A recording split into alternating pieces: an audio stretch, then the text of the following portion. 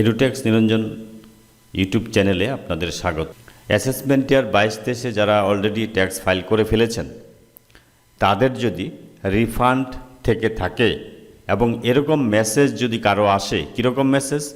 Refund issued for PAN এত, এখানে PAN নাম্বারটা রয়েছে, for assessment year 22-23 has failed due to PAN is not linked to the bank account, অর্থাৎ bank অ্যাকাউন্টের সাথে PAN number link, PAN card number link না থাকার কারণে আপনার রিফান্ড ফেইলড হয়েছে। For reissue please use online service বলেছে। রি ইস্যু অর্থাৎ রিফান্ড রি ইস্যু করার জন্য অনলাইন সার্ভিস ব্যবহার করতে বলা হয়েছে। অনেকের এরকম সমস্যা রয়েছে, অনেকের প্যান কার্ড লিঙ্ক নেই অ্যাকাউন্টের সাথে, আবার অনেকের কি হয়েছে ব্যাংক মার্জ হয়ে যাওয়ার কারণে আইএফএসসি কোড চেঞ্জ হয়ে গিয়েছে, তাদের ক্ষেত্রে অ্যাকাউন্ট নাম্বার মিসম্যাচের কারণে রিফান্ড ক্রেডিট হয়নি। তো এরকম যাদের কেস রয়েছে তারা কি করবেন? যে প্যান লিঙ্ক নেই যে অ্যাকাউন্টে, সেই অ্যাকাউন্ট বাদ দিয়ে অন্য একটা অ্যাকাউন্ট দেবেন, অথবা আপনি প্যান কার্ড লিঙ্ক করবেন, তারপরে আপনি অনলাইন সার্ভিসটা ইউজ করবেন। তো আমি এটা কি করলাম দেখুন, এবার আপনাদের দেখাচ্ছি। ইনকাম ট্যাক্স পোর্টালে লগ ইন করে নিলাম। লগ ইন করার পর এখানে দেখুন যে অপশানগুলো থাকবে, তার মধ্যে যে সার্ভিস অপশান রয়েছে, প্রথমে আপনি সার্ভিস অপশানে যাবেন। সার্ভিস অপশানে যাওয়ার পর রিফান্ড রি ইস্যু অপশানে ক্লিক করবেন। এখানে দেখুন রিফান্ড রি ইস্যু অপশানে দেখাচ্ছে কি, no refund reissue request have been raised. এখানে create refund reissue request এই অপশানটাতে আমি ক্লিক করব। Create refund reissue request এই অপশানে ক্লিক করলাম। ক্লিক করার পর বলেছে কি, you have no refund failure to raise reissue request, আপনার কোনো রিফান্ড ফেইল্ড হয়নি। কিন্তু দেখুন ইনকাম ট্যাক্স ডিপার্টমেন্ট থেকে মেসেজ দিয়েছে আপনার রিফান্ড ফেইল্ড হয়েছে, কিন্তু পোর্টালে তার আপডেট নেই। এমত অবস্থায় যদি এখানে শো করতো তাহলে আপনি একটা নতুন ব্যাঙ্ক অ্যাকাউন্ট বা যে অ্যাকাউন্ট আপনার ভ্যালিডেটেড হবে এরকম একটা অ্যাকাউন্ট ভ্যালিডেশন করে আপনি সাবমিট করবেন, তাহলে আপনি টাকা রিফান্ড পেয়ে যাবেন। কিন্তু যাদের এখানে দেখাবে এরকম you have no refund failure, আপনার রিফান্ড ফেইলার নেই, তারা কি করবেন? তাদের ক্ষেত্রে একটাই রাস্তা, তারা রিভাইস রিটার্ন সাবমিট করবেন। তো কি করে রিভাইস করবেন? প্রথমে ই ফাইল অপশানে যাবেন, ইনকাম ট্যাক্স রিটার্নে আসবেন, ফাইল ইনকাম ট্যাক্স রিটার্নে যাবেন, এখানে সিলেক্ট অ্যাসেসমেন্ট ইয়ার 22 সিলেক্ট করবেন, অনলাইন অপশানে ক্লিক করে কন্টিনিউ অপশানে যাবেন, এখানে স্টার্ট নিউ অপশানে ক্লিক করবেন, এখানে ইন্ডিভিজুয়াল সিলেক্ট করে কন্টিনিউ অপশানে যাচ্ছেন। এবার আইটিআর 1 সিলেক্ট করলাম, এবার প্রসিড উইথ আইটিআর করবো, এবার লেটস গেট স্টার্টেড করলাম, এখানে প্রথম অপশানটা সিলেক্ট করলাম, কন্টিনিউ অপশানে ক্লিক করলাম, এবার ওকে করে দিলাম। এবার পার্সোনাল ইনফরমেশান অপশানে এলাম, এসে দেখুন এখানে যে কাজটা করতে হবে আপনার ফাইলিং সেকশন, আমরা যে ফাইলিং সেকশন করেছিলাম ডিউ ডেটের মধ্যে যে রিটার্নটা ফাইল করেছিলাম 139(1) সেকশানে, এবার যেহেতু এটা রিভাইস হবে তখন এখানে আপনার রিভাইস করতে গেলে কাজ কি, এই অপশানটাতে সিলেক্ট করতে হবে 139(5), এটাও কিন্তু মনে রাখতে হবে। নিচে দেখুন লেখা রয়েছে revise return revised after filing original return, অর্থাৎ অরিজিনাল রিটার্ন ফাইল করার পর রিভাইস রিটার্ন যদি ফাইল করেন তাহলে 139(5) অপশান সিলেক্ট করতে হবে। আর যদি কেউ ফাইন দিয়ে করতে চান, যারা রিটার্ন ফাইল করেননি 31 জুলাই 2022-এর মধ্যে, তারা যদি বিলেটেড রিটার্ন ফাইল করেন 1000 টাকা বা 5000 টাকা ফাইন দিয়ে তারা এই অপশানটা সিলেক্ট করবেন।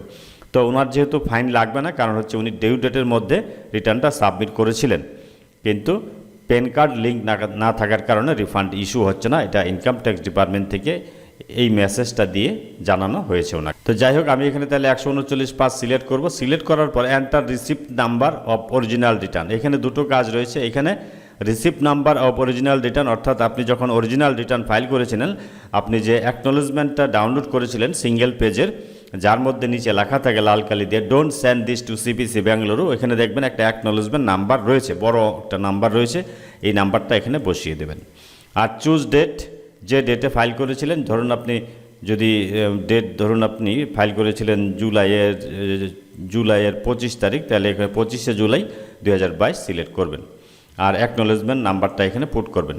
তারপরে আর যেটা কাজ, এখানে আপনি যে অ্যাকাউন্ট নাম্বারটা দেবেন সেটা সিলেক্ট ফর রিফান্ড যেটা করবেন, এটা আপনি চেক করে দেখে নেবেন এটা ভ্যালিডেটেড শো করছে কিনা। এটা এখানে কি করবেন, অ্যাকনোলেজমেন্ট নাম্বার লিখবেন আর date of filing original return যে ডেটে ফাইল করেছেন সেটা লিখবেন। বাকি প্রসেস অ্যাজ ইউজুয়াল, একদম আইটিআর 1 যে অরিজিনাল রিটার্ন ফাইল করেছিলেন সেরকমই একই রকম এখানে কনফার্ম অপশানে ক্লিক করবেন, এবং পরবর্তীতে আপনি যেরকমভাবে আইটিআর 1 অরিজিনাল বা আইটিআর 2 বা আইটিআর 3 যেটাই ফিল আপ করুন না কেন, অরিজিনাল যে প্রসেস ফলো করেছিলেন অরিজিনাল রিটার্ন ফাইল করার সময় সেভাবেই করবেন।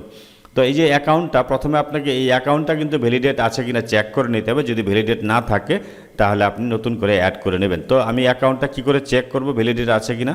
এখানে দেখুন নামটা রয়েছে, নামের উপর ক্লিক করব, ক্লিক করার পর মাই প্রোফাইলে যাব। মাই প্রোফাইলে যাওয়ার পর এদিকে দেখুন ব্যাঙ্ক অ্যাকাউন্ট নাম্বারটা দেখাচ্ছে। ব্যাঙ্ক অ্যাকাউন্ট নাম্বারটাতে ক্লিক করলাম।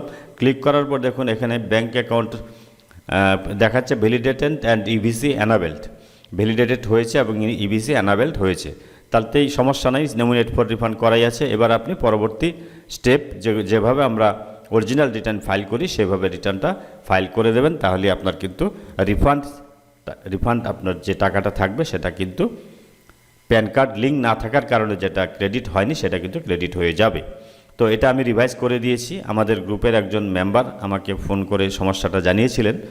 তো এইভাবে আপনি যদি প্যান কার্ড লিঙ্ক না থাকে যে অ্যাকাউন্টে, সেই অ্যাকাউন্ট বাদ দিয়ে অন্য অ্যাকাউন্ট অ্যাড করবেন, অ্যাড করে সেটাকে ভ্যালিডেটেড করে নেবেন এবং প্রয়োজনে ইভিসির মাধ্যমে এটাকে ভেরিফাই করবেন। আমি কিন্তু ইভিসির মাধ্যমে ভেরিফাই করেছি, কারণ ইনকাম ট্যাক্স ডিপার্টমেন্ট এতে পরবর্তীতে বলতে পারবে না ব্যাঙ্ক অ্যাকাউন্ট আমার ভ্যালিডেটেড নেই। কারণ ইভিসির মাধ্যমে যেহেতু আমি এটাকে ভেরিফাই করেছি 100% শিওর ব্যাঙ্ক অ্যাকাউন্ট ঠিক আছে এবং ব্যাংকে আধার প্যান লিঙ্ক আছে, তা না হলে কিন্তু ইভিসি আসতো না। সেই জন্য আমি এটা আধার ওটিপির সাহায্যে ভেরিফাই না করে ইভিসির মাধ্যমে করেছি 100% শিওর থাকার জন্য যে এই অ্যাকাউন্টটা সঠিক আছে। এইভাবে আপনারা রিভাইস রিটার্ন ফাইল করতে পারেন। যদি ভিডিওটি ভালো লাগে please like, share and subscribe this channel to get next update of my YouTube channels. Thanks for watching this video.